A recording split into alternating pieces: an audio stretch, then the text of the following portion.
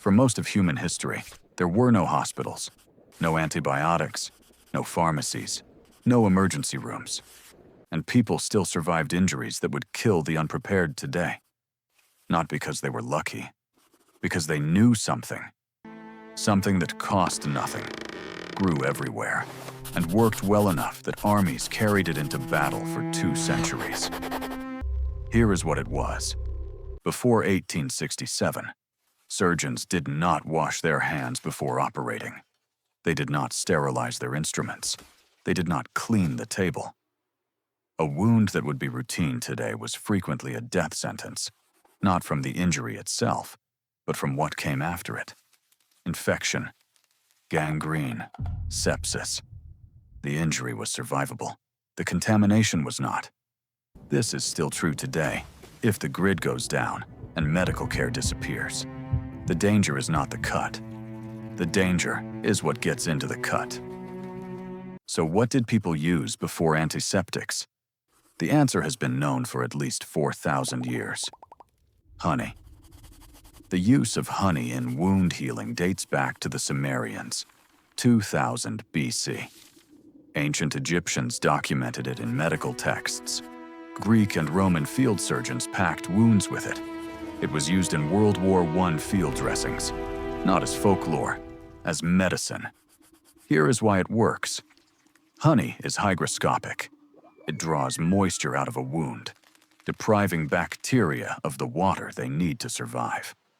Its low pH creates an acidic environment that bacteria cannot tolerate. And when diluted with wound fluid, it produces small amounts of hydrogen peroxide.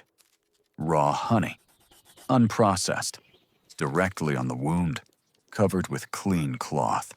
It prevents infection, reduces inflammation, and accelerates healing. Every farmhouse in the world had it. It cost nothing.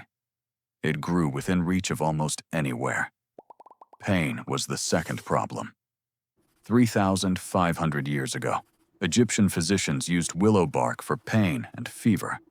Willow bark contained salicylic, the compound that modern chemistry eventually refined into aspirin. Boil the inner bark.